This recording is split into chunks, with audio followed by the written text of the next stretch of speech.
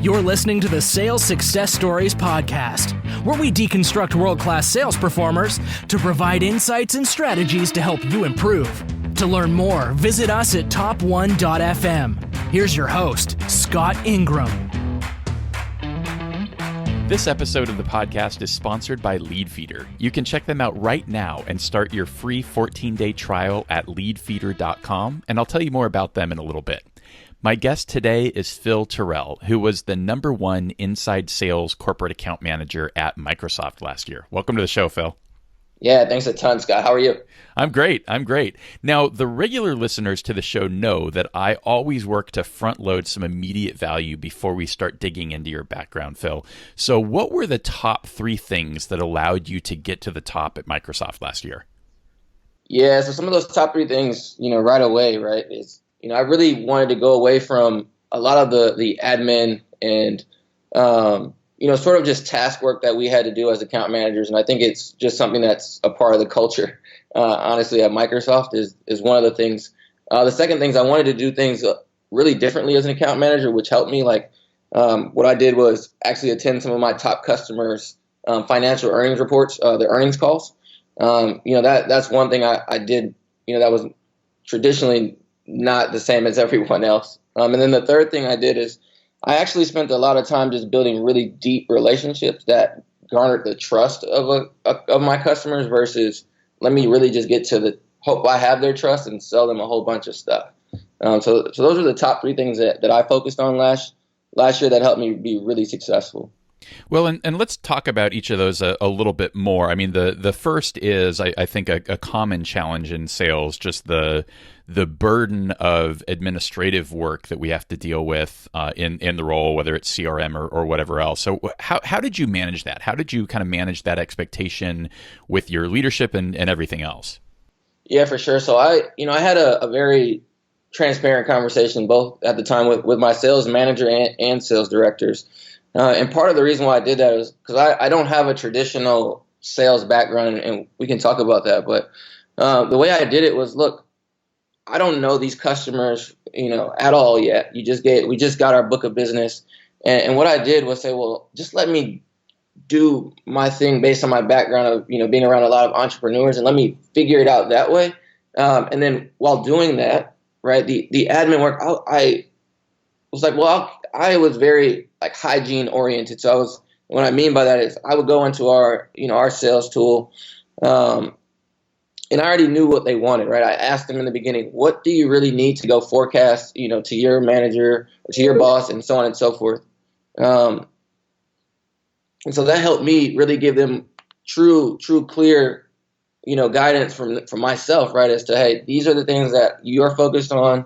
I'm going to make sure that you have this up to date at all times. So I don't have to either sit in multiple meetings with you, or you don't have to come ask me questions about deals or anything that's going on, is you have that access and visibility. So that helped take away even just the admin work of preparing for the forecast. I would just build it into my routine. And so that way the extra conversations and layers were removed. And so that gave me more time to spend with my customers or partners, especially in the Microsoft world with our partners. So that's how I kind of managed that, conversation of admin work. Yeah, so it sounds like you just got real clear on what are the required items. What do you have to have? And then basically blew off the minutia beyond that's not really being used. Is that right? Yeah, absolutely. Awesome. So then you started really trying to be different, and you talked about getting on the earnings calls with your clients. How did you then use that? What do you do with that information? Yeah, so when I was sitting on earnings calls, at first I was like, this is crazy. There's no way that I could sit on, 30 earnings calls, right, and gather all this data. And after a while, the first time I did it, I talked to one of my customers who's in retail, and I said, I sat on the call and I listened to, one, just the trends that were being reported about the retail space and such, in an open environment. 2, what were the impacts to their stock price at that time? Whether it was changing the customer behavior, change in some of their operational things around, how their products were being manufactured, how they were going to market, what they were divesting in, what they were actually going to invest in. So a lot of the times it was, how can, as in this case, the retailer was, how can they change their, brick and mortar presence, to also be online to create a different customer experience. They were looking at how could they scale across multiple geographies, and the investments that they were making. And then, at the end of the day, you also hear like the true, honest, here is where the company is headed. Like at its core, whether it's from the CFO, CIO, whoever it is, really the CFO, like talking through these things, right? Or someone on that team, giving you true insight into the business. And so what I did was I would then go back to my customer without them knowing I was sitting on their earnings call. And then I could help tie that into a business conversation, into a human conversation of, look, let's just not talk technology because that's what they're expecting a Microsoft sales rep to come do is let me just fire away at all the new cool things that we did or that we have released. And let's talk through, okay, before we get to the technology investment, there has to be some business reason or anticipated outcome that you want, whether it's for your internal customers in your company or it's the true end user, which is why anybody is and any of our customers are really investing in technology is to make their solutions better for their end customers. And so when I was able to do that and humanize the technology and using that kind of, data, I was able to open up a lot of doors and show some different, expertise, that help build that trust when a customer is looking at me or listening to me talk about their business, versus talking about the technology investment that they have with Microsoft. So it helped me really transition from a seller to a, more of an advisor or a really true partner, from the Microsoft side for the customer. So I use the data all kinds of different ways. And then I secondly, right, I used it when I actually was looking at their technology, footprint over, a 3-year period of time or whatever it might be. And then to help build out these different use cases or solution cases that would be beneficial to them, based on X, Y conversation or milestone that I knew was coming, that were like these sort of catalyst conversations or moments in time where, hey, there's this compelling event like your renewal coming, and I know we're going to have to talk technology, but the only way I can help solution sell you, if that's the term people want to use, or really just have a true conversation about what to invest in next, or how to amplify the current investment, right, or to maximize what you already own versus buying something else, then I had a lot of what I would call back pocket information to really unleash that on a customer, in a positive way, where they really then would turn and say, well, I really want to do this based on what you said. So as a seller, I'm like, yeah, I know you do. Like, I know you want to do that, So I put myself in a lot of great positions. Then at the same time, I'm building these great stories that I would put into my forecast, right back to the admin, that my managers could then go tell great stories, for some of these top deals. Nice. And I imagine like building up that level of trust that kind of ties into your third point, which was around the relationships. I mean, how do you think about those relationships? How are you managing them? What's your process there? Yeah, I mean, and especially in, I give it in from the inside perspective, right? Like, so I've done field sales where it's different when you can go in and actually, say hello to a person, shake their hand, take them to lunch, go play golf, do those traditional things that sellers do. You don't always have that luxury in inside sales, right? And so what I did was like, I use this term a lot, but I humanized everything, right? Like I took away that we were on Skype and like I turned the video on, and like I did that on all my intro calls, like all of them. And they're so used to just somebody calling them or not calling them actually. And what that did was help them say, well, there's actually a person that I know I can talk to. I can look at his LinkedIn. I've seen him blink at me. I've seen him smile at me. I've seen him laugh, or whatever the case may be. And that was the first step for these relationships, because they could see me. Just like I could, if they never turned the video on, at least they could see me. And then the second thing I did was I never spent time, every single time I talked to the customer, always talking about business. And the reason why I did that is, I learned from, both my parents and other people around me that have built really great relationships, is they really focus on the person. And what happens when I did that is, or at least learned how to do it, is focus on my clients, is I learned so much about who they were and where they were focused at, and what was driving even some of their business decisions, weirdly enough, after getting to know them as a person, and then I could then really go deeper with them. Like I call it like onion peeling. It's like, okay, I've already peeled back the personal layer. And so when we do get to talking about business, it's like people rather do business with their friends than people they don't know. And so that was like, well, I try to not become so much their friend, but comfortable enough for them to say, well, these are the pains, or these are the challenges, or this is where we're doing really well. And I want to pivot or tilt more to that where we're doing really well and start to get rid of some of these other things. Or I saw you guys just released this. I want to get to know more about that. Or, hey, you shouldn't talk to me about this. Maybe there's, X, Y, or Z person across the organization that you might want to talk to. And a lot of that breadth and, going deeper in the customer came from my first interaction of just humanizing the relationship. Well, and that makes sense too, right? Like when you have that type of human conversation, they're going to be more likely to make that introduction and feel comfortable sort of passing you along to somebody else in the organization, right? This is somebody that you can have a good conversation with, and they're going to be helpful, kind of stuff. Yeah, absolutely. And then, like that, and then it's really that trust part, right? Because now that they've built that with me, they to your point, they do feel comfortable saying, here's this other person that you should talk to.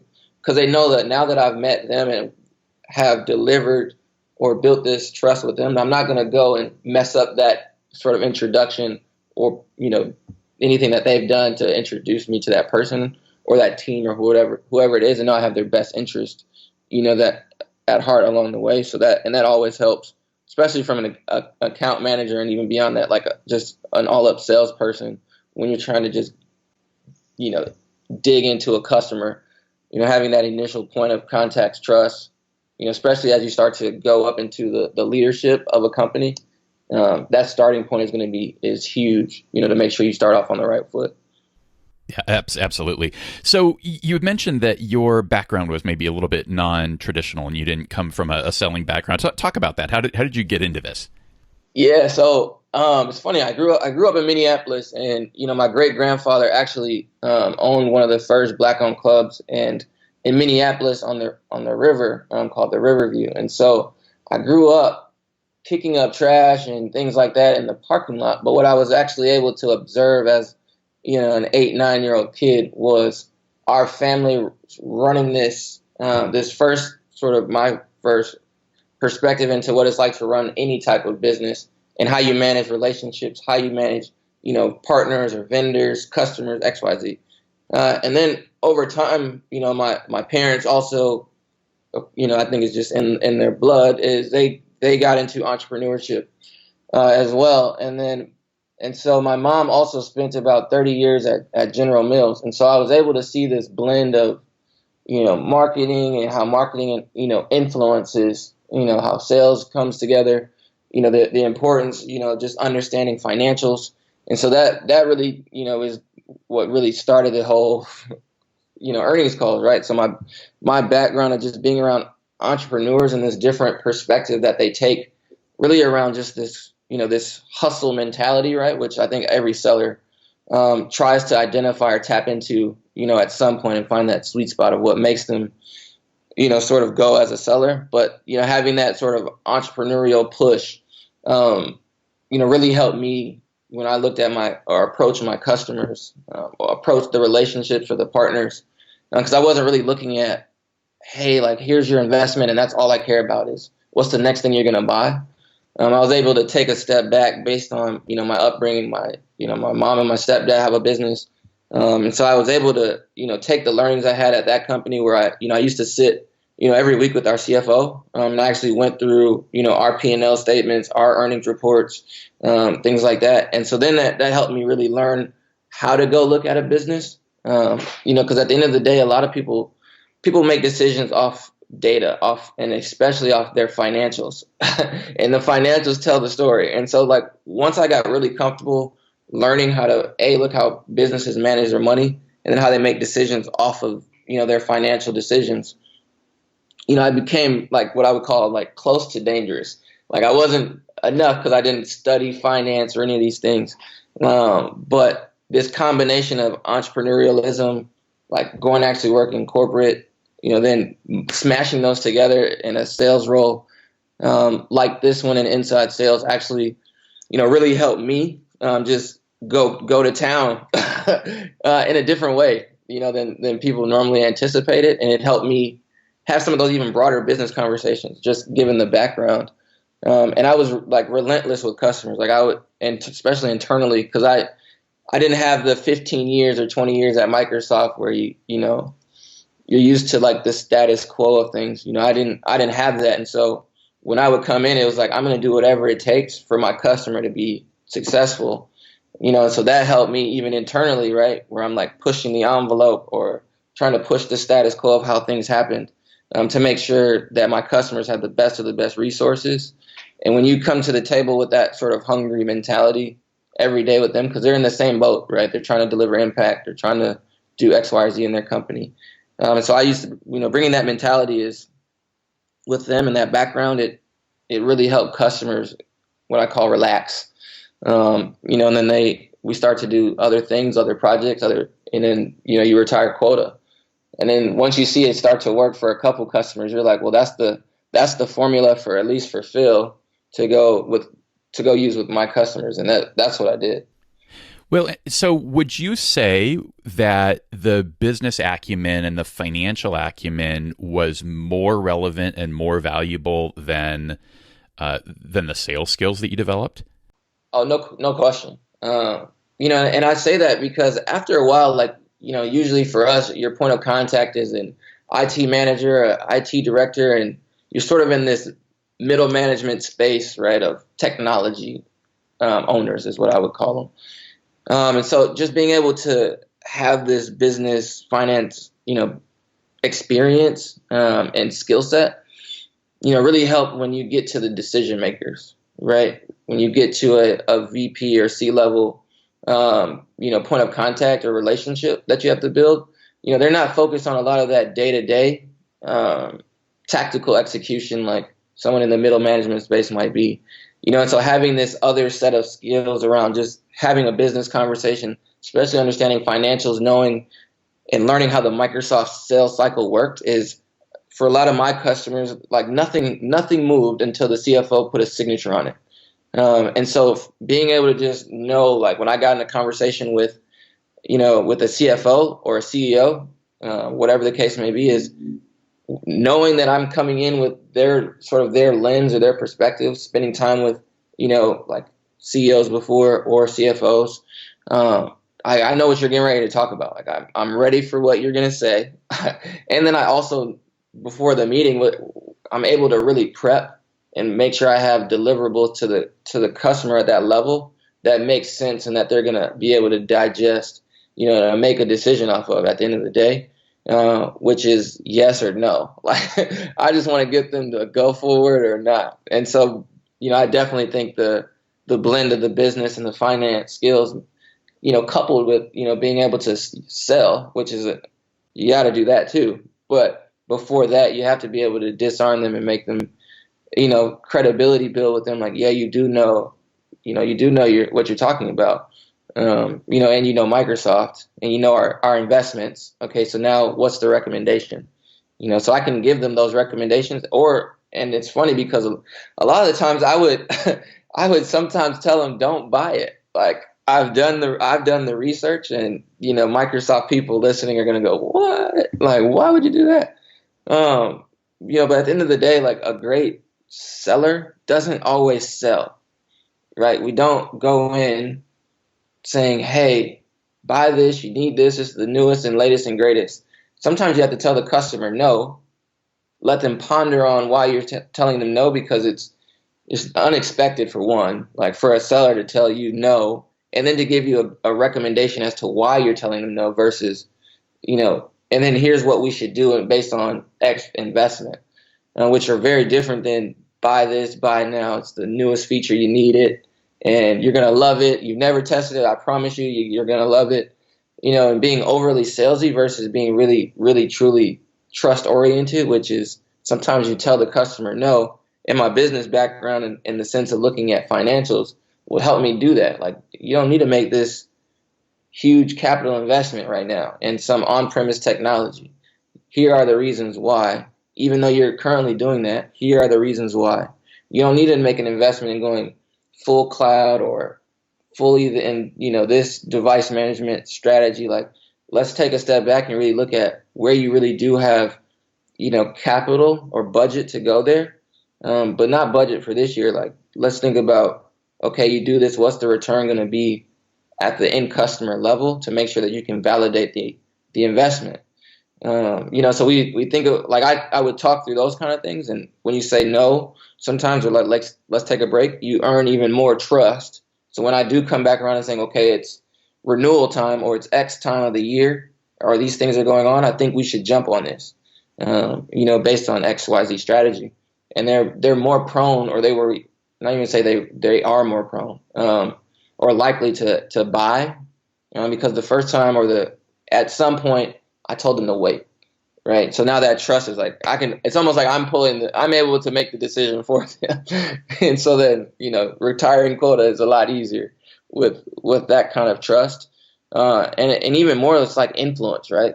Like, when you can build influence and extend yourself as a part of the team, beyond how that phrase sounds, but like at the core for that customer, really help them feel like, man, this guy really cares about me and really my well-being as a company, to not just strap me in a technology investment over a number period of years, right?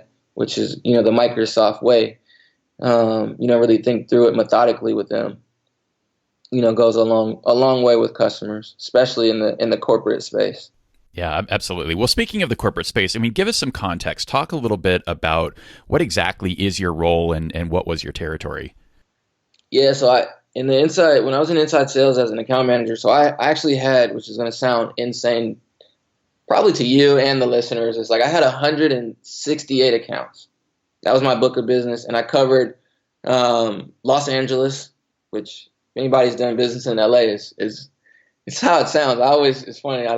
The city itself is just full of energy and excitement. So it was fun to have customers in LA, and then, simultaneously, like, I had customers in Utah, which, very different markets, very different approaches to business. One's, traditionally just more conservative, but one, like Utah, there's a lot of emerging startups and, mid-sized companies in that space. And a lot of my portfolio was either around the retail, entertainment side in Los Angeles. And then in Utah, I got a lot of customers that were either in that tech startup space, which was interesting for me to have, especially with my entrepreneurial background, to be able to talk to some of those emerging companies that were looking to do some really cool things with the technology, short-term, long-term. And then also had some just traditional, like, professional services type businesses mixed with some financial. I had a few financial services companies too, which was good for me to be able to have this mix of industries or verticals that I could, touch on it at any given point.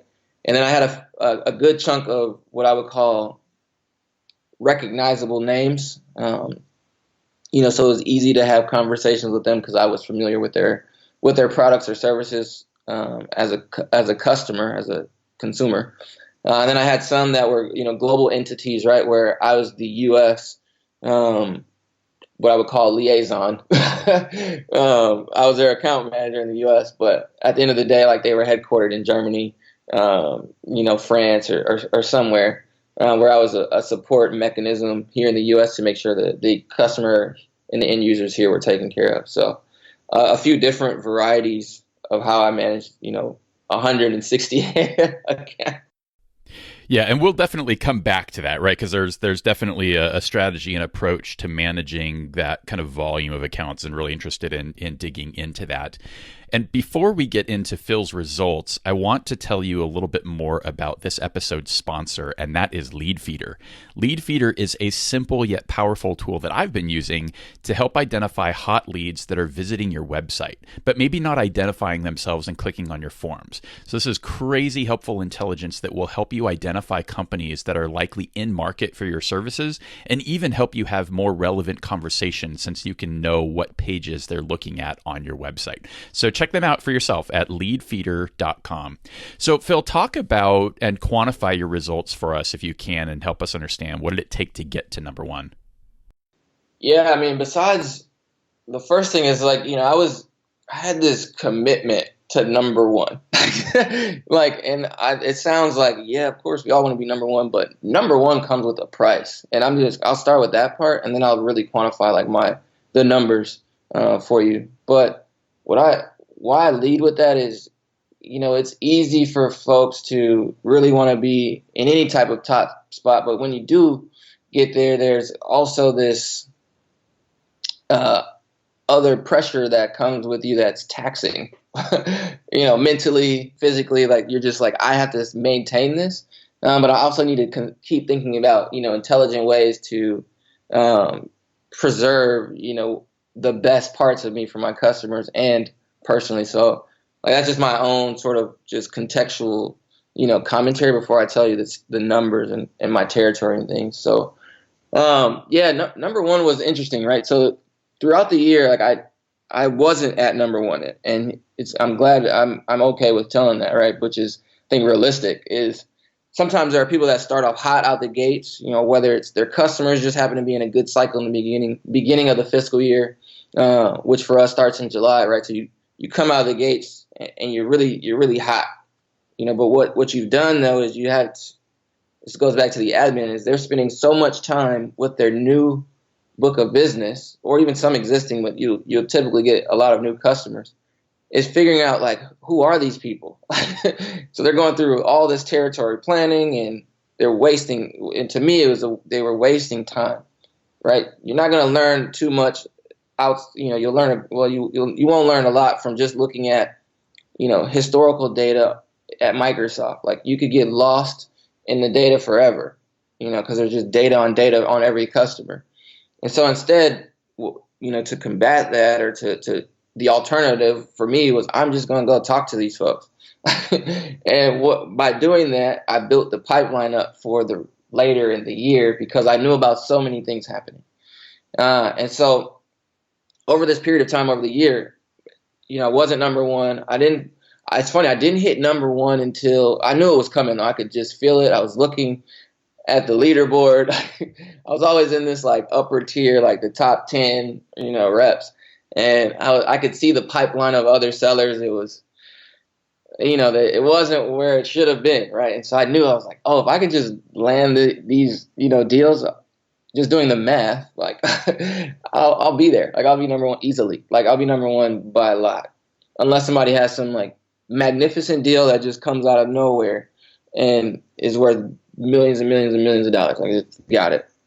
But I think I took the number one spot mid-April, mid to late April. Interestingly enough, and our end of the fiscal year for us is June. At the end of June, so at that point, like, so my quota last year was, I think I was around like 8.5 million, and it seems low, but with inside sales accounts in this mid-market segment, it's pretty good. And so then, what happened is, that was my quota, like, just to target, that was what I needed to bring back in. Where I spent a lot of time is, I think about 30 to 40% of my book was on renewal customers. And so renewal customers are critical to hitting your number, at Microsoft. It's to the point where you live and die by the renewals. Like, if you don't get the recapture rate on the renewal, you won't even get close to target. But if you hit, your renewals and don't grow the renewals, it's like, okay, well, same thing. You're kind of dead in the water. And so I spent a lot of time looking at those, 30, 40% of my accounts, and going back to using some of those, entrepreneurial principles, and creative thinking around how can I engage here to grow them. And so I had a really good growth rate, around, I think it was like 40-something% growth on my territory. So I think my territory finished at like 10.3 or 10.4 million, right? So I had this, traditional, a great growth number, right, of, $2+ million of just net new deals. And a lot of that was building the pipeline early on, right, in the year. And so I think attainment to target was 124. It was like 124.88, actually, or something like that, compared to the next person, I think, on the list, which was like around 111, right? Which is still a great year, but I mean, 124 is way different than 111, especially on the back end, right? When you think about how you get paid, But I spent a lot of time, throughout the year preparing myself for finishing, the marathon. And I did it intentionally to build pipeline, that I knew would close, or that I had already sort of worked through the deals and they were going to land at the beginning of our Q4. I had some deals that were processing late in June, which was nerve-wracking because you never want any deals processing at the end of the fiscal, especially significant ones, because of the risk. But that goes back to some of that trust. Is when the customer says we're going to do it, you're like, well, I'm banking on all that trust I built and hope that those deals come through. But 168 accounts. My territory was it was 8.422814. I finished the year around 10.4, 10.5. So I had a great, finish to the year. And a lot of it was just doing some of those uncanny things, to really unlock some of those deals that, might not have been discovered otherwise by spending, time doing other non-revenue generating activities. Well, and Phil, talk a little bit about, what was the overarching sort of approach and strategy to that? Because at some level, you have to do some prioritization, but it sounds like you were less worried about, let me try and dissect all of the data and try and have this big plan, but just go out and talk to folks. How did you do that? How did you manage all of that and set up a program where you knew in the end, you were going to be the turtle? You may not be running the fastest race, but at the end of the day, you're going to win. Right. Yeah. So it's interesting. Like, now that I think back on it, and it's crazy to think about. Like, I remember the first step I did is I took all my accounts, all 168 of them. I put them in this massive Excel spreadsheet, which is, I think, what half of Microsoft does. Like, we just get this Excel spreadsheet and we go to town. But what I did was I actually just took a few data points, like outside of the customer name. Like, I took their industry, I took that out, which, as in terms of like my filter on the data. And I looked at, yes, their historical spend over time. For Microsoft, that's important. Just in terms of like the customer's life cycle, lifetime value. But the thing I actually looked at were some of these other data points, right? I wanted to look at what they did in their last renewal, not the money that they spent. I just wanted to look at what they purchased. And then based on that, depending on where they stack ranked in terms of how much money they spent. So I did, sort the customers by money spent or in one way. The second thing I looked at for us, which is important, is around active usage, right? And so active usage is a customer actually deploying the technology and actually using the technology in their environment. And so active usage can really give you some indicator of, well, do they know that they own this, or do they not know how to use this? And then in addition to this, here is the next logical, path forward based on all these things they own and where their level of active usage is at across X products. So that was the second thing. Then the third thing I did, which was, I think, straightforward, is I actually sorted my customers by name recognition. And there were a ton, like, between LA and, it's funny enough, Utah. And I don't know how I know some of these customers from Utah, because I'm from Minneapolis. So I'm like, I don't know any of these customers, but I actually did. And I actually sorted them by name recognition. And the reason why I did that is because I was thinking, well, if I could recognize them off name, they're either large privately owned companies, or they're large, or, they're recognizable publicly traded companies. And a lot of them were recognizable publicly traded companies, or not, like, sizable enough privately owned companies.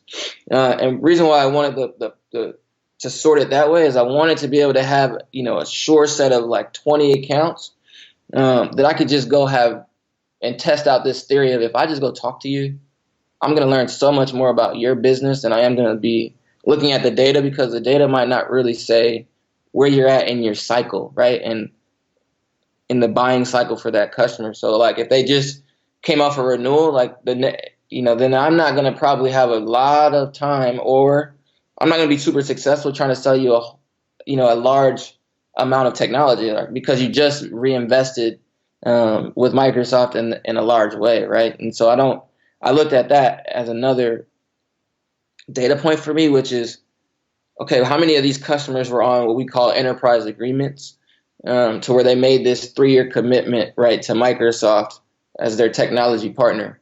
And so depending on where they were at in that cycle, whether it was, they were just starting, especially if they were in year 3, then I would take all of the year 3 customers, which, they gave us that data anyways.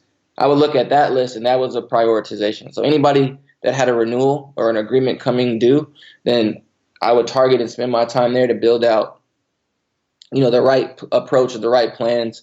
I would couple that with, if they were publicly traded, to go then, do my earnings calls, look at their financials, those kind of things.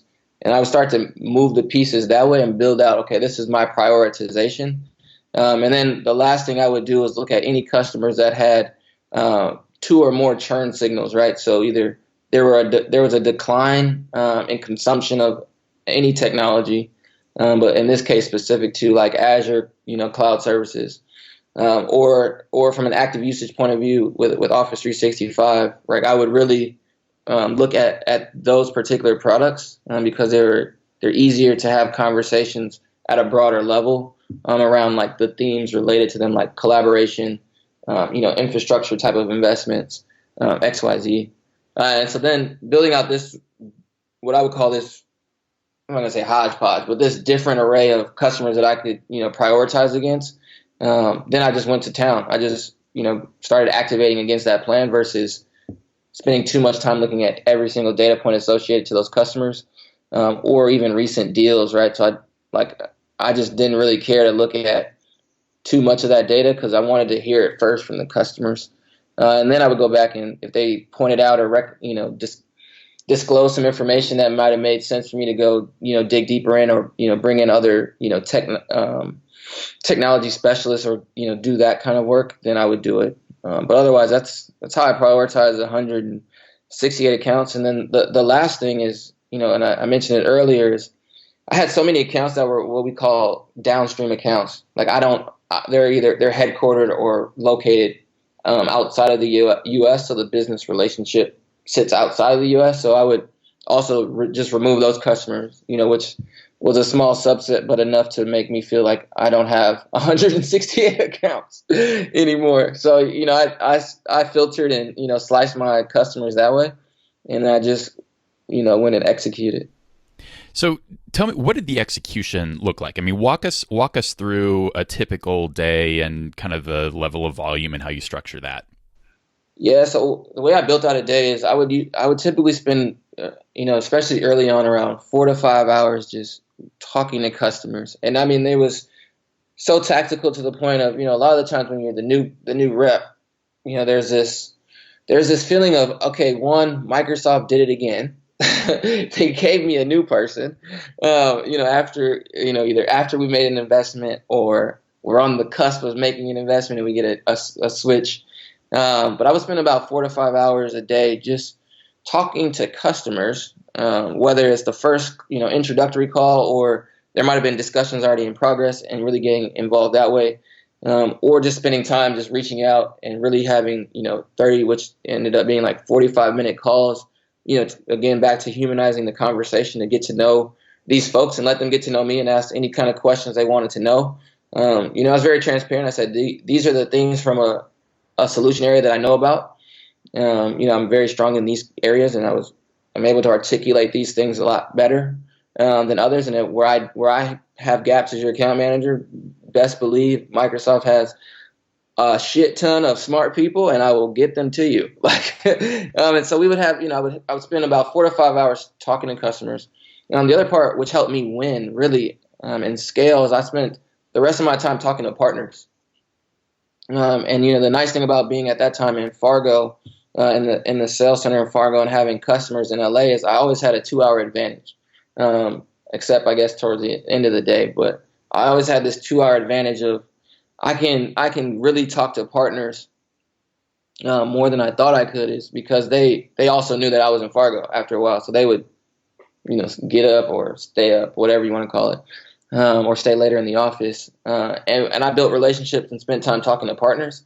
So the combination of the two helped me, one, go broadly across my customer set, and then, also go deep with partners. So that was the first kind of things, the way I set up my days, is spend time that way. And what I learned, and was interesting for me, is I learned that partners, because of their tenure or their deepness in a customer, they knew a lot about the inner workings of what was happening, how to navigate, where the landmines were, who's going to be, your advocate from a technology partner point of view, where you're going to have some, friction, potentially, and then how to really, sell up through to get to the C-suite. And a lot of the partners have relationships there as well. And so doing those two things right out the gate helped me just get a true pulse, and feel really comfortable for where each of the customers were and who the partners were in market, that were associated. So I never felt like, oh man, I have to be in LA every day to feel like I can win or build these relationships. Like, I was doing it simultaneously in a lot of different ways, whether the customer knew I was doing it through the partner or not. Like, I was scaling and like just living through the partners, which helped. Then the thing I started to do was, after I got into those customer conversations, I knew who the point of contact was. The relationships were established.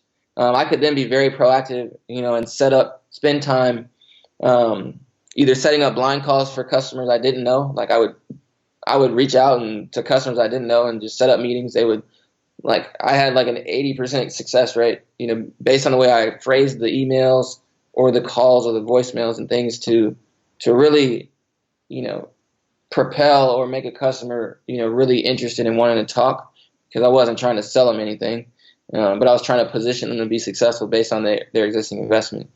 So a lot of the times I would have these blind meetings, and I think I would have about 5 to 6 of those a week, which for me, 5 to 6 of those a week early on is probably 1 to 2 deals a month that were coming from this, what I would call, truly dark space of customers that, if I didn't reach out to them, wouldn't care to talk to Microsoft at all. And we're going to do, one of two things: go to a competitor, or just, stay status quo with their existing technology, even if that means that it went out of support or something like that, because they just aren't aware of some of the opportunities that they have based on, promotions or XYZ.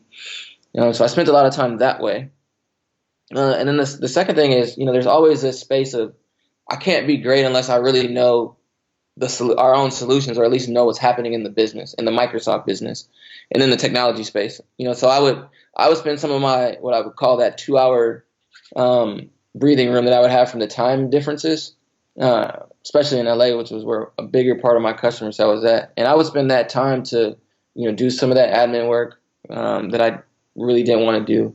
But then too, also just get really just versed in what was happening in the industry, in the space, and some of those top, customers, like just really being able to immerse myself in like Microsoft sales kind of things, and really just get customer information, industry news, and things like that would help give me this qualitative, ammunition when I go talk to customers, on a daily basis. And so that's kind of how I structure my day and where I spent my time. I have so many follow-up questions. So the one that I can't let go, because my audience will kill me, is if I don't ask you about what was the messaging at a detailed level that was getting you sort of an 80% meeting rate?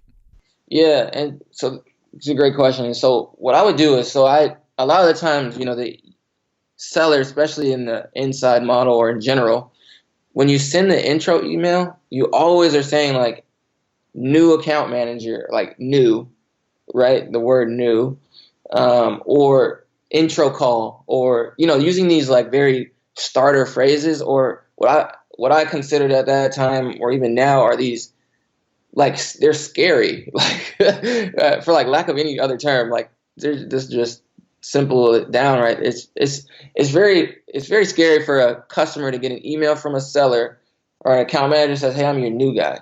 Right, or new girl. And the reason why I preface what I'm going to tell you, the specifics around the messaging, is like, when you get that mail, and I've done it before because I've done some other roles like that were more outbound related, right? And it could be a turnoff for a lot of customers. Like, they don't want a new person because their frustration. They had a better relationship, regardless of if you do internal handoffs or not. Like just the way the customer psyche is they're going to go back to their old person or their partner. And so what I did was I sent these messages of, okay, like I'm not going to use the word intro or newer and some of that kind of stuff. And what I did was I said, and I'm saying the word introduce, but I didn't use the word introduce. I told them this story of, look, we just started a new fiscal year. I'm your account manager. I wasn't even saying I'm your new account manager. It's like, I'm your account manager. Here are the things that I have identified that we need to go through based on these compelling events that are coming. And so I would always include the compelling event. So at Microsoft, compelling events are end of life, end of support. Those two can coexist. Their agreement renewals, anything that was coming from, what I would call an internal engagement. So like if we were doing like a software asset review, I would use some of these triggers, right? These compelling events to let them know, like, I'm very aware of you already. So I'm not just calling you or emailing you to say hello, right? I really want to say hello and talk and let you know and validate through this email or through this voicemail that, A, I know who you are. I know the business already, and I'm ready to talk to you, and I have these resources available to get it done, right? And then I was very transparent at the same time when I did get a response, because I think the first response needs to be compelling, right, and create a reaction. But the second one is what really creates the conversation, is how you respond to what they say, because customers could respond and say, great, nice to meet you.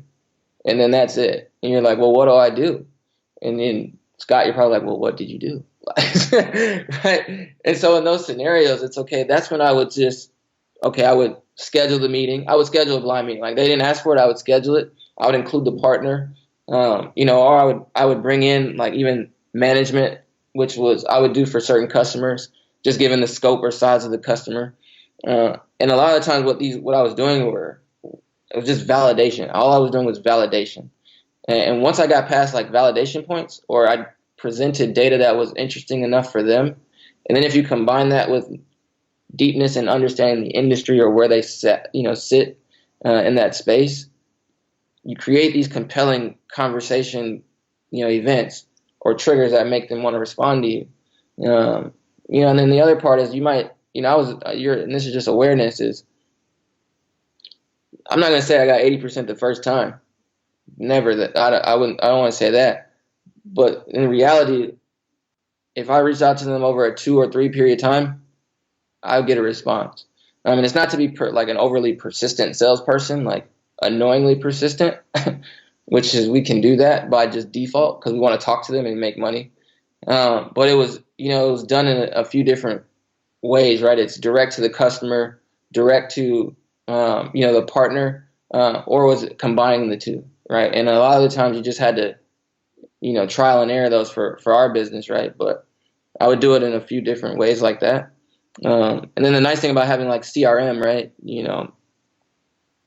is I have a lot of information. Like I have one point of contact, I have another point of contact, and then I would just go broad across the organization. So I would intentionally not email the IT person sometimes and email somebody in sales or in marketing so they could redirect me, right? And then what they do is then copy that person or some other person on that in the IT space. And what I've really done is I've let the sales team or marketing team or HR know that they also have a resource at Microsoft, because I'm going to come back to them too, right? Because their needs are going to be different than what the IT folks are focused on. And then now I'm engaged with the IT person whether they want to or not. And then the other part, and I'll tell you this is kind of crazy, so I don't want the audience to do this unless you feel really comfortable about what could happen, right? Which is I would also go and like use LinkedIn and identify the C-suite, right? And so what I would do is I would take the CEO or whoever it is, the CEO for sure, and then the CIO, CTO, whoever you feel most comfortable, or the salesperson, and I would add them to the mail, like either that mail or to a separate mail. And the reason being is because at some point or another, that decision's going up there. right? Especially if it's around one of those compelling events I mentioned, like it's going to get to them regardless. Especially in the mid-market space, like a lot of those C-level folks are involved in just making decisions or signing off on some larger investment, especially with a partner like Microsoft. And so I would use these sort of, put from the top down, the bottom up, left, right, to make sure that people knew who I was, what my intentions were, and how I wanted to support them. So I did it a lot of different ways. Phil, you're like totally self-interviewing, which is really fun for me. I just get to sit back and relax because you actually answered the other question I was going to ask. There is, how do you combat the new? I'm yet another new rep for you. I mean, and this is endemic for larger companies, right? It's like new fiscal year. I'm your fourth rep in the last 4 years, and the customers are really frustrated. And I think you've got a good way of combating that and shared some good tips. The other thing. The fact that you're going wide in the organization, right? You're making sure that you're not single-threaded. I'm not just pinging this one IT guy. Did you have a particular goal or way that you were trying to canvas the organization in terms of either the number of departments, the number of contacts that you were trying to cultivate? Yeah, so one thing, we weren't trained on it, but one thing I started to realize, and I think the first step is you have to understand like what you're selling, right? Or what you need to sell, right? To hit your number. And so I knew across our solution set, like I knew, in solution set, meaning across Office 365, and these are just the big buckets, but across Office 365, Azure, cloud services, Dynamics for CRM, like I knew across all these, primary three, and there's some others, right? But in order to have these conversations with the right people, like I had to know those products and know who the intended audience or decision maker might be, that I need to really get to, right? And what matters to them, right? So I spent a lot of time just profiling like a person or a type of person. So like after I had one type of conversation with a VP of sales, or a sales director, it's like, okay, 9 times out of 10, like at the end of the day, like that person wants to do the same thing as another sales director somewhere else, which is make money, like bring in new revenue, right? Or same across other functions. They have their intended results.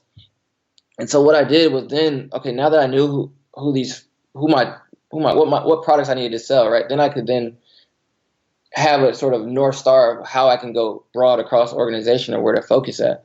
So then that goes back to, I leverage, one of the nice things about, being at Microsoft, honestly, is the acquisition of LinkedIn, because now we inherently have a ton of customer just data, and have this visibility into an organization that, traditional sales folks might not have access to at this level. And so then, when you have the ability to go really look at who's in the organization, cross-reference that to your CRM, then you can really start to narrow down the radius of who you should talk to, and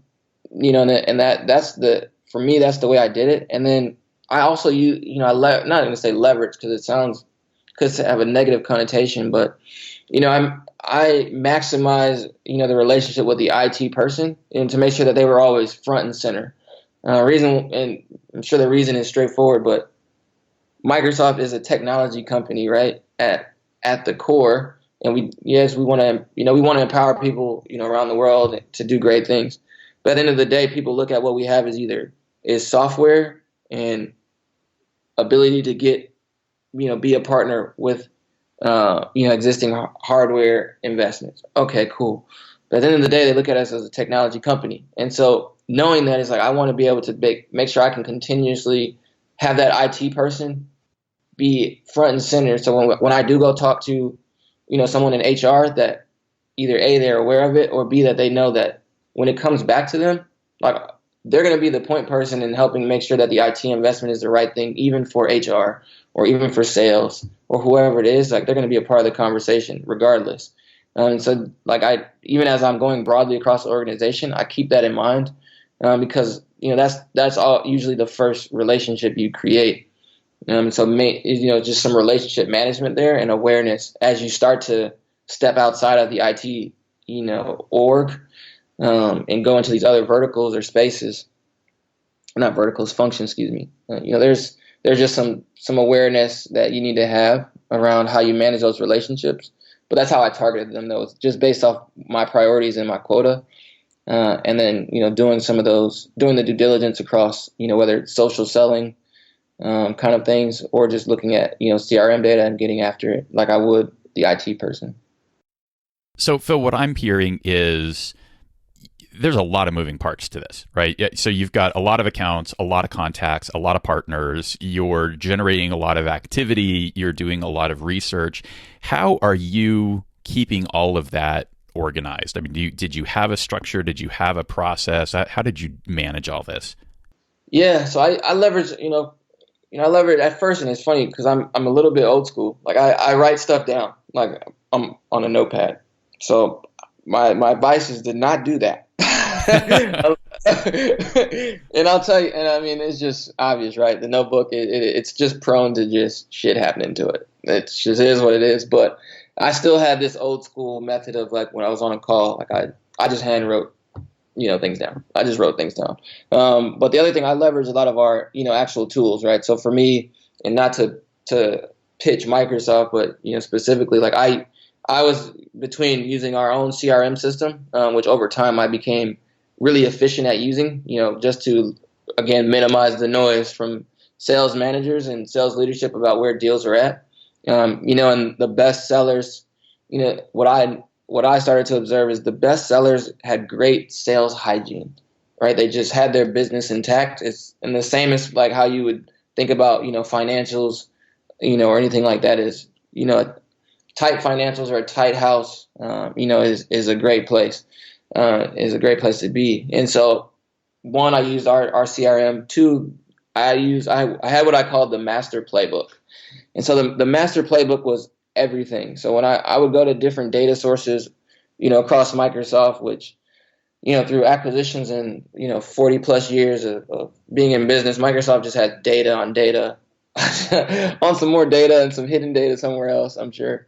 And so I actually started to centralize all of this information on my customers in one massive playbook and in Excel. And then I had what I started going away from, and this is a little bit of redundancy, but it was good for me to be able to take really copious notes on a call and then transfer them or transcribe them, back into our CRM in a, consumable way for sales leadership, because there were just, some contextual things that I was taking notes on that might have been like, hey, Scott's going on vacation in 2 weeks, like, or whatever, some of those kind of things. But between using our CRM, using a combination of Excel and OneNote, those are like my go-tos, and then my little notepad that I just had on the side for scratch commentary or things.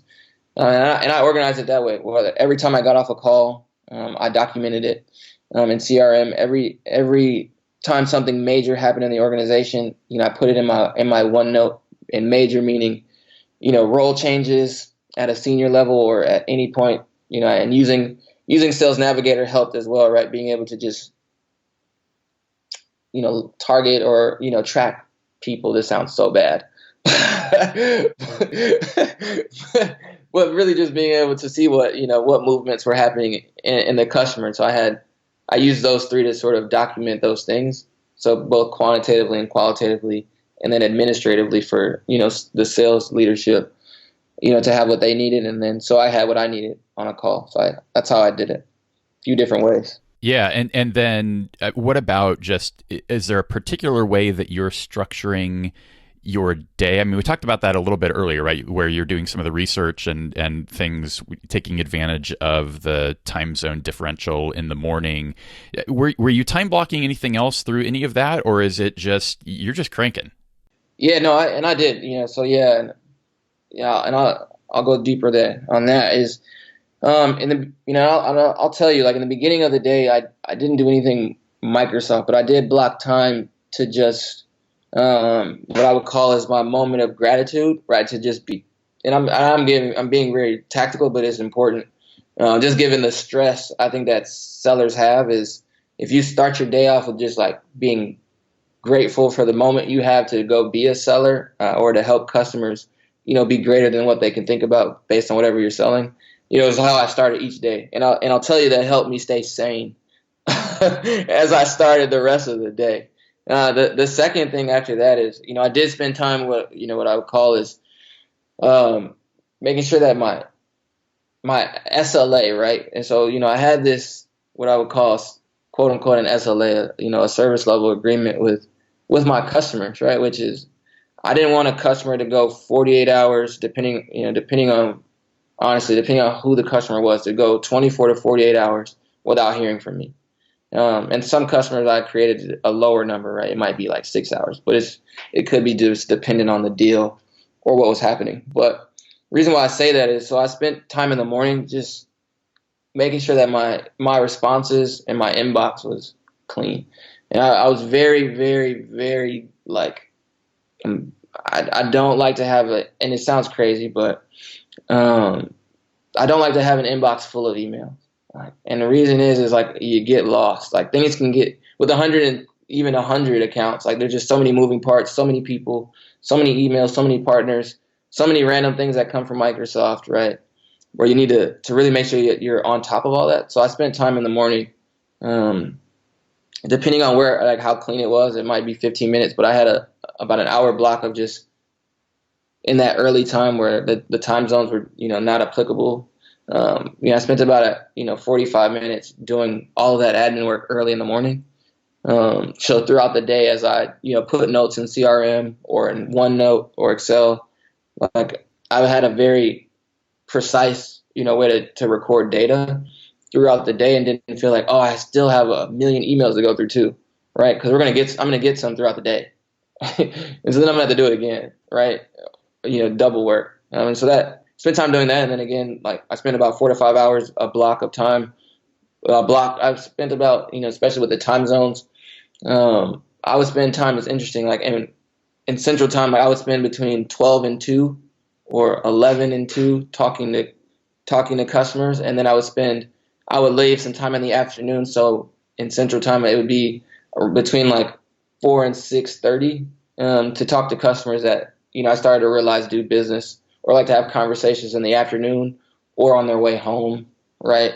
When they're sitting in the 405 in traffic, that's when they want to talk to me. Been there, done that. Yeah, so it's like I get it. I'm learning LA without being in LA, and I've been to LA, so it was like, okay, cool. But I organized my day that way, and then I also blocked out like just my of course time for like lunch. But what I would do is a lot of times I use my lunch, and this is just personal preference. I use my lunch to decompress into looking at or thinking about ways that I could help do other things in the business that were creative, or listening to some like the earnings calls. Like I would have a lot of like working lunches as well, just to maximize my day,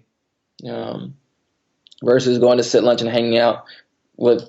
That sounds bad, but it's just like I was so focused on one. I only have 8 hours, technically 7, to where I can really get after customers, and I don't really need to spend it just hanging out, shooting the breeze. Especially my goal is to be number one. I have stuff to do. I'll hang out with you later.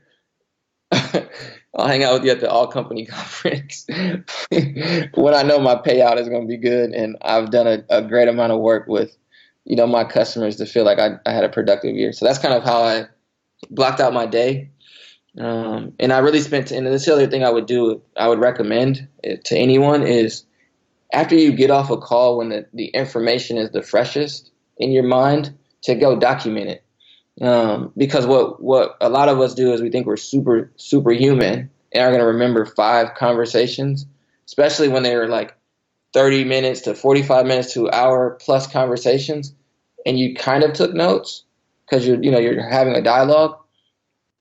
It's harder to go back and recall conversations that at the end of the day, when you're ready to go home, or you have to go pick up your kids, or you have to go do something else, and recall all these notes and nuggets of information that the customer probably gave you. They probably gave you some gems that could help you go present or build a solution for them. But you missed it because you'd rather go at the end of the day and write down all these things instead of just doing it right then and getting it over with.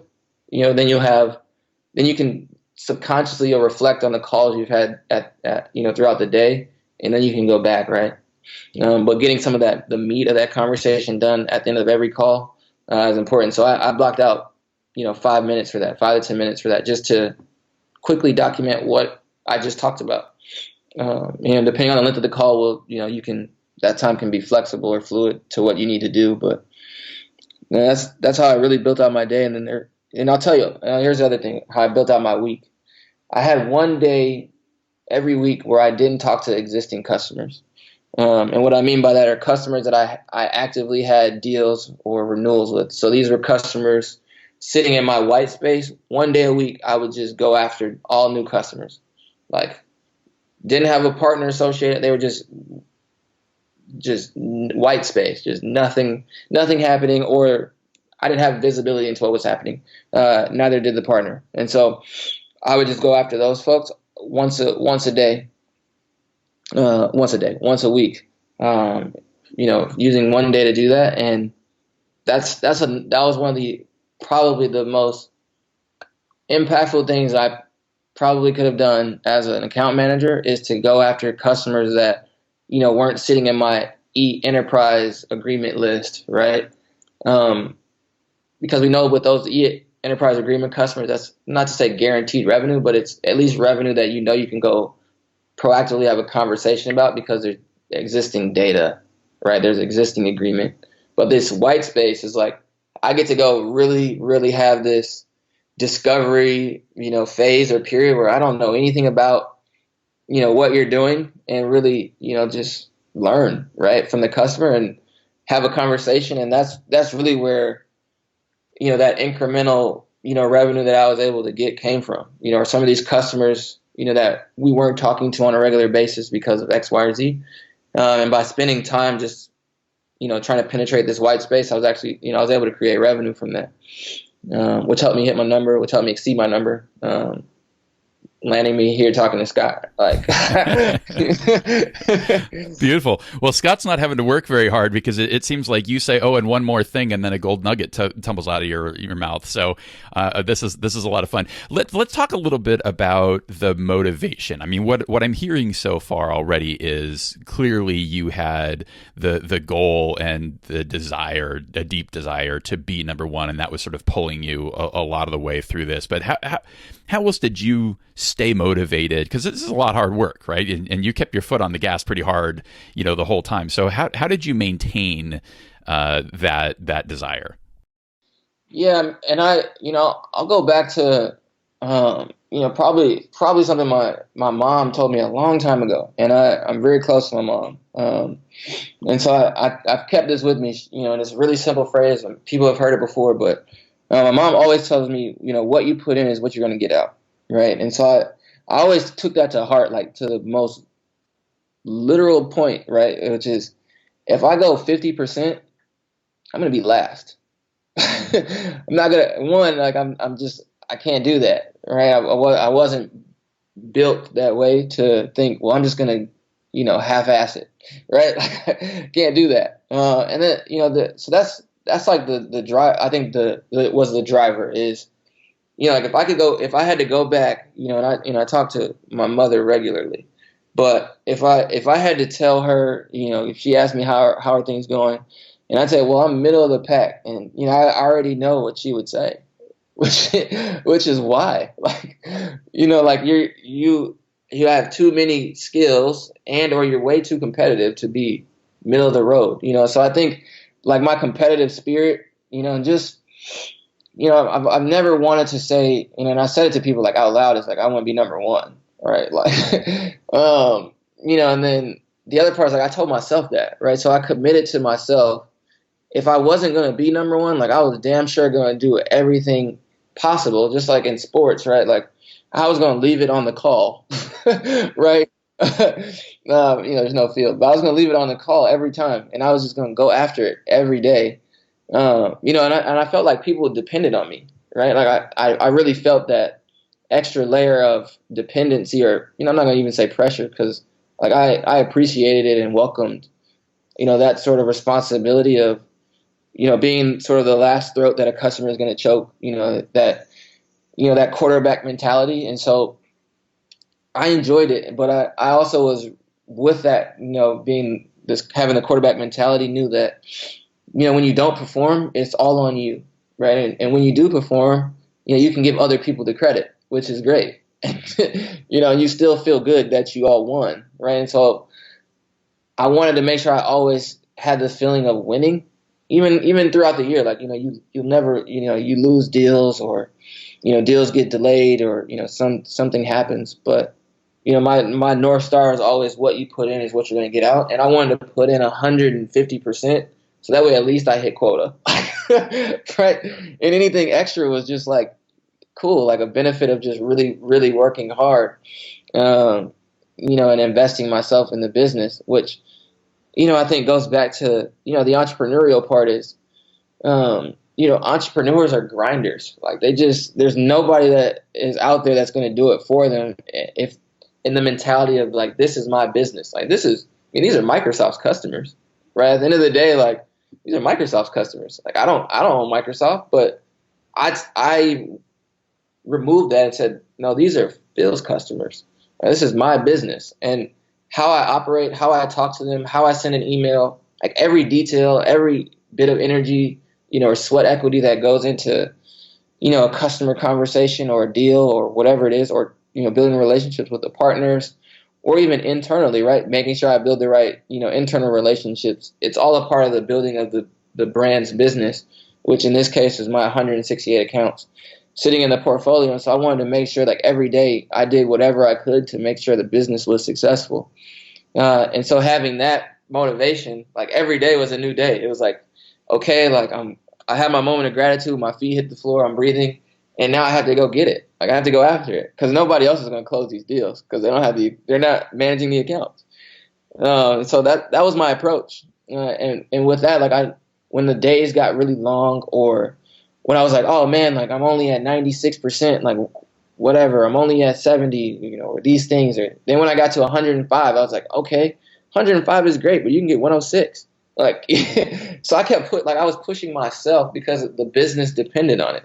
Right. And then when you get to a point of, okay, you are exceeding quota, there's this other reality that kicks in of, okay, well, everyone on your team is not hitting 100. So you have to, and this is part of this being like a peer or an individual contributor, but also wanting to be a leader is, you sit in a team review, you see the team gap, okay, like I'm doing great individually, but there's some of these elements that make sales this team sport, right? Is, like I genuinely really wanted other people to do well, or the team to do well, right? And so there's just this extra pressure that comes from, yeah, you are number one, right? Or you're striving to be that, and the numbers reflect it. But now you also have to help bring others along the way, and that was a challenge because you get locked into being focused on your numbers, but you also have to learn how to be a teammate, right? And to lead while trying to strive for your own individual goals. And so after a while, especially in Q4 for us last year, I had a different level of pressure, right? It was, hey, we have this gap, and if you don't close your deals, like the team won't hit the number. And so I'm like, well, damn, like, okay, like, and I took it as like, hey, we're giving you this challenge because you are showing that you've invested yourself in your business, and your business is reacting positively to, your effort and to how you, sort of, help other people in your business, like partners or internal folks, really look at your business as something they want to push and be a part of to make sure it's successful. But now how do we help, permeate that throughout other, parts of the territories in their area and the region on your team, to help the team, hit the number. And so that was nice to be able to see the team, hit the number, and then also to see others on our team hit the number, and share some of like what I was doing in, LA, Utah, primarily LA to do that, and how I was, moving the pieces around without having to be in market, which, to me is still crazy to think about. Like I was only in market, honestly, probably like 4 times throughout the year, where traditionally you're in front of customers every single day, right, in person. So just that was really, it's a long way of selling you, but at the end of the day, like I was just motivated by, one, making mom proud, which is like, of course you want to make your mom proud, but like at the core, like I really wanted to take her words to heart and go after it. And then I had a lot to prove to myself, right? Which is, you can say you want to be number one to yourself in the mirror or out loud, but you got to go get it and make it happen. And so I was motivated by that. So that totally reminds me of what Mike Dudgeon and I have been talking about. So Mike was actually the very first person I ever interviewed on the podcast, and he was the number one AE at LinkedIn. And as we build towards the Sales Success Summit, he's actually giving a presentation called Treat Your Sales Career Like a Franchise Owner. So it's really that idea, right? Like, yes, you don't own the business and it's not your thing, but you have to have that mentality to take it to the next level. So, Phil, I know we don't have you 100% confirmed yet. Hopefully that'll happen by the time we go live with this. But for those who are listening and want to hear from Mike and hopefully meet Phil and many of the others who've been on the show, we're going to be hosting the Sales Success Summit here in Austin, May 7th and 8th. And it is going to be an incredible event. I mean, we built it for individual contributor sales professionals. There's plenty of other events for sales leaders and those types of roles, but there's not enough for the individual contributors. And this features only folks who have been number one. They're our top 1% at the top of their game, and we're going to learn a lot from each other. So if you want to go check that out, you can go to top1summit.com and you can use the referral code SSS. Actually bumped up the value of that. It's now worth $250. So go ahead and register today, and we'll hope to see you in Austin in May. So Phil, you talked about being a team player. I mean, you basically made a transition to be the ultimate team player. Talk about what you're doing right now. Yeah, so I left being an account manager and transitioned to another role in Microsoft, which is I'm still within inside sales, but I'm actually in a role that is focused on seller enablement, which is interesting, right? From my point of view, is I'm sort of this nice buffer between the real world in the corporate glass box, right? Which is really now being able to take content and all these different, resources around Microsoft and give sellers the best of the best so that they can go execute with their customers. And I do it at scale now, being able to support close to about 1,600 plus sellers around the world in our inside model to go do that with customers. And it's funny because I think about it now, I'm like, man, I was just like one guy trying to help like our team at that time and that covered the West Coast. I think there were 6 of us, right? So now it's like it was easier to talk to 5 people sitting right next to me versus, being able to really help sellers around the world, go be great and love what they do through our sales enablement, processes, that, I've been a part of helping create, and build and then, launch or go to market with internally, and then see how that translates right to customer conversations and then ultimately, revenue, right? And so that is just a beautiful role to be in, which I think was timely for me to be able to take some of the learnings, wins and losses and, experiences that I had as an account manager, and then, share that, at scale, to others in this way. And so that's what I'm doing today, it's a great role and I love it. It's a great experience for me to really help, help sellers be great and actually be greater than they are and love what they do through, digital and sales enablement. Yeah, well, and it's exciting that, one, that you stepped up to do that, and two, frankly, the fact that Microsoft is investing in that way and recognizing, hey, there probably is a better way, and we can probably remove some of this administrivia and make our sellers more productive. And here's a guy who's absolutely done it. So, let's take his advice rather than, some consultant or some other approach. So, along those lines, this is kind of the advice giving section, and I'm curious to know what advice, and I imagine you get to have these conversations quite a lot now, but what do you tell somebody that's just starting out in a sales career today? Yeah, and I do have that. That's why I just had this conversation. The first thing I really ask people to ask themselves is, do you really want to do this?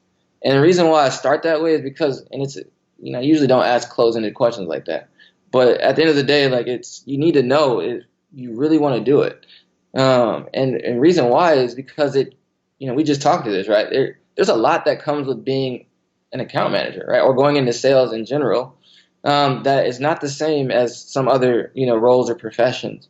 And, there's things that are taxing on you, especially if you're looking at being in that 1%,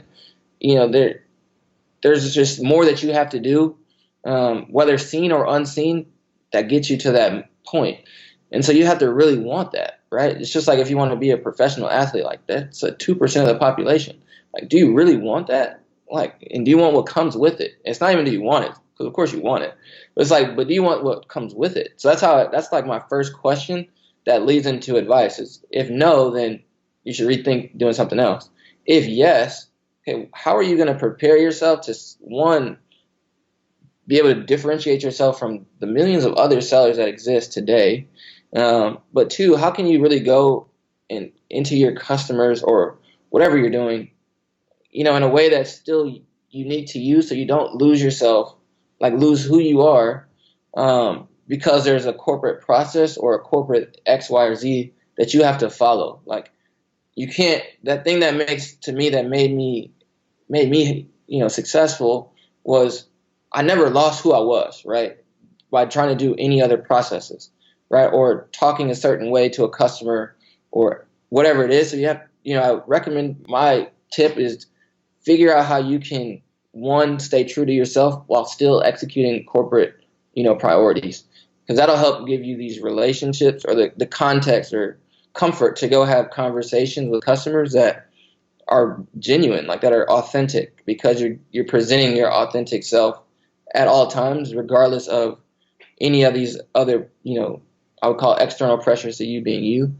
The other thing is, you mentioned this, Scott, around what's coming up, at the conference, right, at the summit, is really thinking about, as you enter, a sales role, is think about that territory, that book of business or whatever it is, as your own business.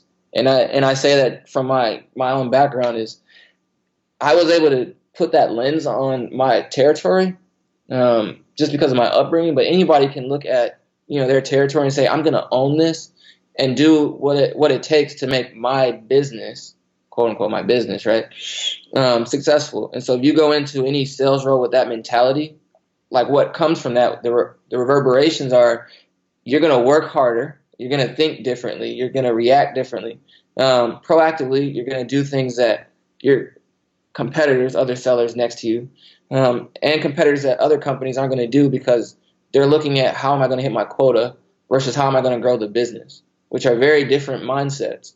And some, might take, growing the business could be a longer approach depending on, where your customers are at. But that's the other thing I would say is, make sure that you can maintain your authentic self while, pushing corporate priorities. And then the second thing is, for me, I truly believe this is, have an entrepreneurial or ownership mindset, to your business and really, dive into that. And then the third part for me is, like, I just had a lot of fun. Like, this sounds so ridiculous, but I enjoy sales. Like, I enjoy talking to people. So if you don't enjoy that part, like, yeah, you will make money if you, do the other things, but you really should enjoy it, right? Because you're going to be asked to do a lot, and learn a lot and get stretched a lot of different ways. So you should enjoy it. And I mean, enjoy it like with a passion, or you should do something else because you won't be successful. So I would do those three things, Amazing stuff. And, I think your money comment is just around being who you are. Right. If I look at, one of the things that I'm constantly trying to understand is now across 39 of these interviews, what are the commonalities? Like, what is that thread that connects the best of the best that we can learn from and apply ourselves? And I think the real thing there is there's tons of different styles and approaches, and there's a lot of difference in that. But the one thing that's consistent is everybody's basically an extreme version of themselves. Like, they do them really well, right? So that's the key. Like, you have to do you. And one of the things that I'm hoping that we really get an opportunity to dive into in the summit is, how do you do that? How do you figure out what makes you great, and what your unique value is, and how you can play that up, and how you can apply that and get to the top and beat out, everybody else, and stand on top and be handed the ball at the end of the year, because, hey man, if you can't deliver, we're not going to make our number. There's so many sports analogies in sales, and sometimes they're good and sometimes they're not, but man, that one's just, give me the ball, coach, and yeah, exactly. That's what you want. Yeah. So Phil, does your advice change at all if you're sharing these suggestions with somebody that's further into their career, right? We talked about somebody that's starting out, but what about somebody that's been at this for 5 years, 10 years, and they're doing okay? Maybe they're making their number, but I'm not making club, or I'm not in the top 10%. I'm not in the top 1%. What advice do you give to them to step it up and go to that next level? Yeah, I think, I think a lot of that still remains the same, because you do want somebody to, even over a period of time, like, maintain their authentic self, and really look at the business entrepreneurially and want to enjoy it. But I think there's this pivot or this evolution that has to happen for somebody that's been doing it a long time, right? Is because you have to pivot on your authentic self and go one step further and evaluate, okay, I've been doing these things, I've done well, right?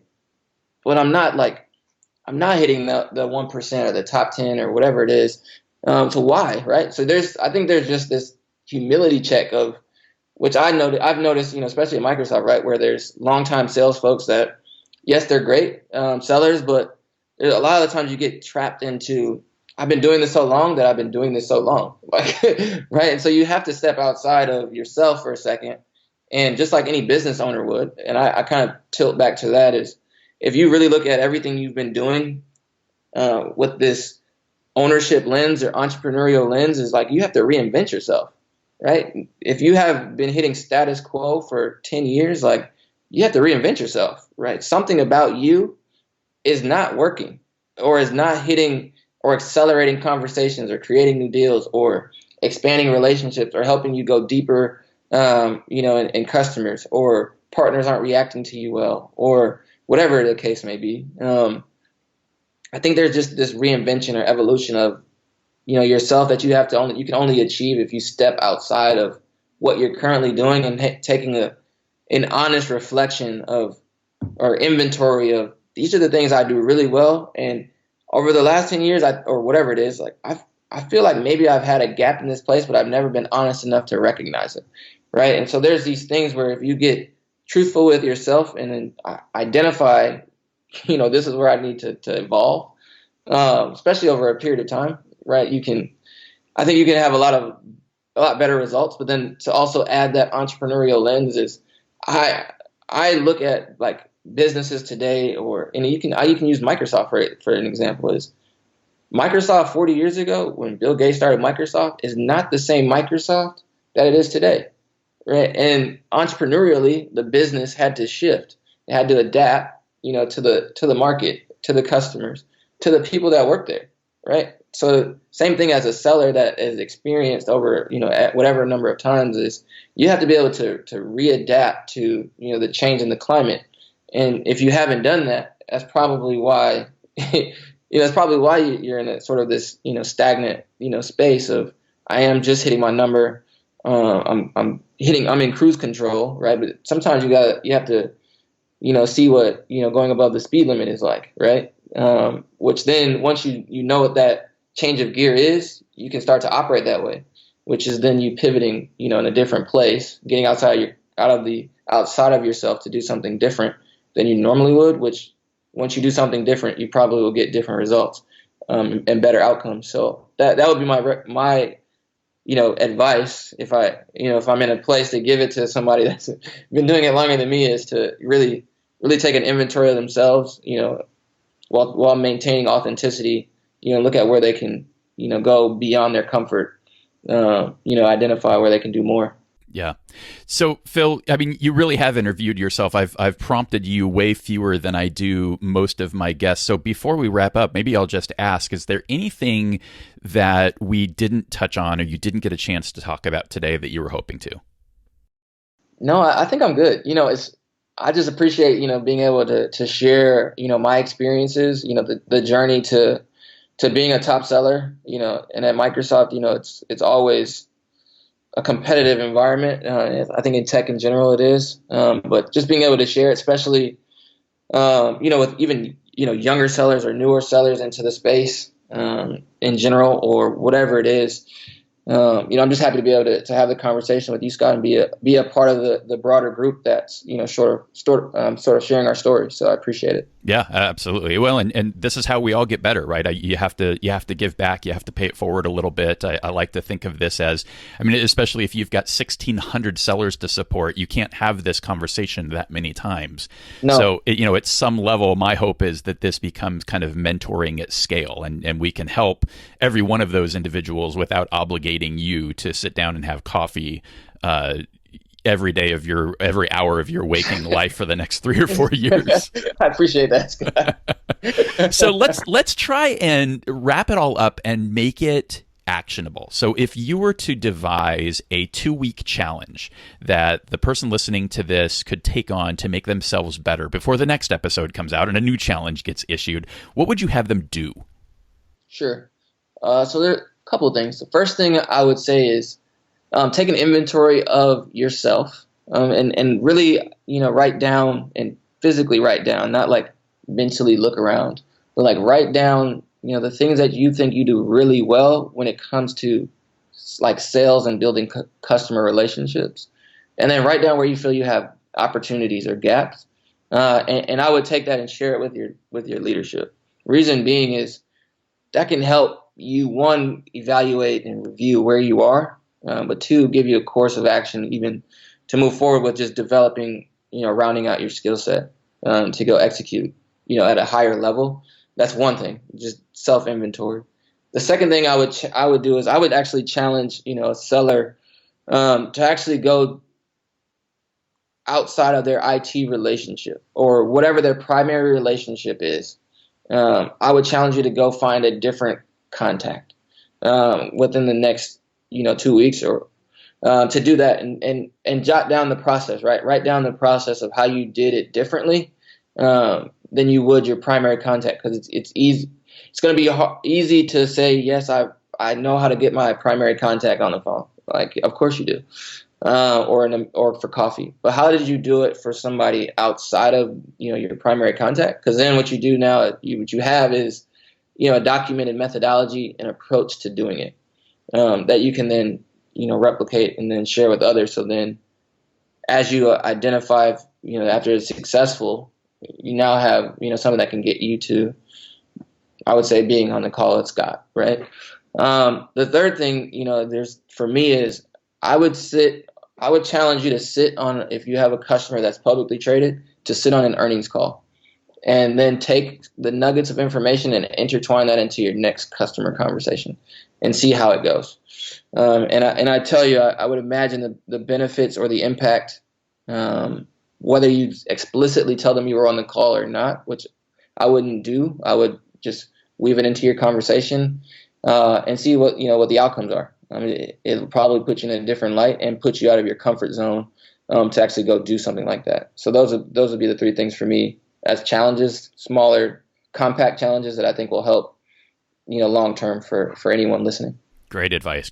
And this is the time of year I'm doing an awful lot of annual report reading and looking at 10Ks. So, those are also great resources. And if you are a person of action and you act on Phil's suggestion, I would love to see if you not only share the strengths and the gaps with your leadership, I'd love to see those too, particularly the gaps. It'll help me kind of devise questions that I can be asking or finding the right folks to interview that'll help you continue to improve in your own journey and improve yourself. So you can always reach out to me, whether it's with those ideas, those challenges that you're looking to solve for yourself, or anything else. I'd love to hear from you. You can email me, scott@top1.fm. Phil, it's been fantastic. I really do hope that I get to see you here in Austin in May. I hope to see many of the rest of you there as well. So don't forget to go to top1summit.com, use the referral code SSS, save yourself $250, and we will see you very soon. Thanks, Phil. Yeah, thank you, Scott. Thanks for listening to the Sales Success Stories podcast. To be sure you never miss an episode, and for an invitation to our sales success community powered by Influitive, subscribe to our newsletter at top1.fm.